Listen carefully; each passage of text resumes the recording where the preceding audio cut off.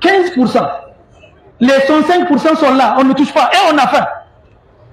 Non, les Nigériens sont colonisés de la tête. Quatrième richesse, c'est l'importance des ressources minières et énergétiques.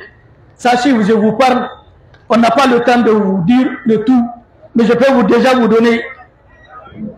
Les chercheurs disent qu'il y a plus de 150 indices de jugement minier et énergétique, dont 50 minéraux sont exploitables. Et le Niger est à 9 minéraux exploités.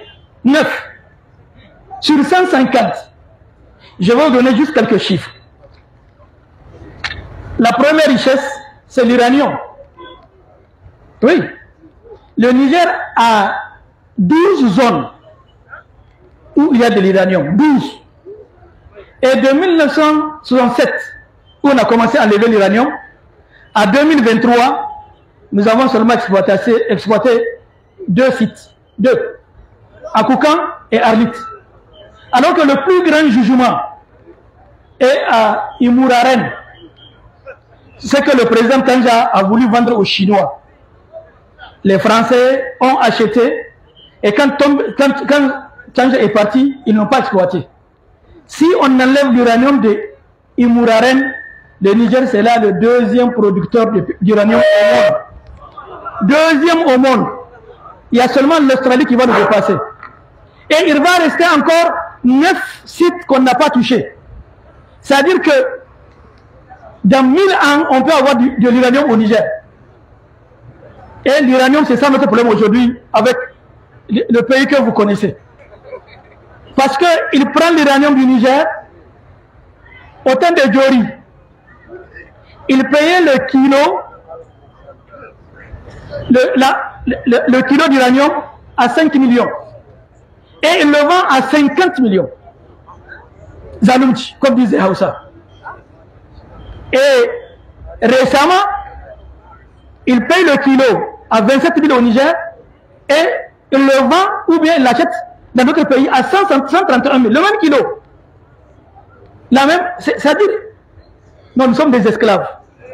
Il commet Kakambi. Que Dieu nous libère. L'uranium, il y en a beaucoup dans notre pays. Et vous savez, la France n'a pas d'uranium. Mais la France a 56 réacteurs nucléaires. 56. Si le Niger a un seul réacteur nucléaire, nous allons faire 500 000 mégawatts par mois. Le Niger ne peut pas le consommer. Il faut toute la CEDEAO pour le consommer. Pourquoi le Niger ne va pas chercher 1 ou 2 réacteurs nucléaires pour faire de l'énergie et vendre? Quand nous on va avoir des problèmes avec un pays, on coupe l'électricité. Parce que c'est au Niger qui l'a dit. Pourquoi on va chercher l'électricité au Nigeria? Pourquoi? Deuxième richesse, le pétrole. Le Niger a beaucoup de pétrole. Le Niger a du pétrole dans 3 zones. Le Niger a du pétrole à Agadem. C'est ça qu'on est en train d'élever. 20 000 barils par jour. Et on va bientôt envoyer le pétrole au port, 90 000 barils par jour. On n'a pas encore commencé à enlever. Mais il y a au nord de Agadem, Kafra, il y a du pétrole. Beaucoup de pétrole. Sur la frontière de l'Algérie, il y a beaucoup de pétrole. C'est pour le Niger. Et les chercheurs sont en train de dire de Filengue jusqu'à la frontière du Bénin, il doit avoir du pétrole.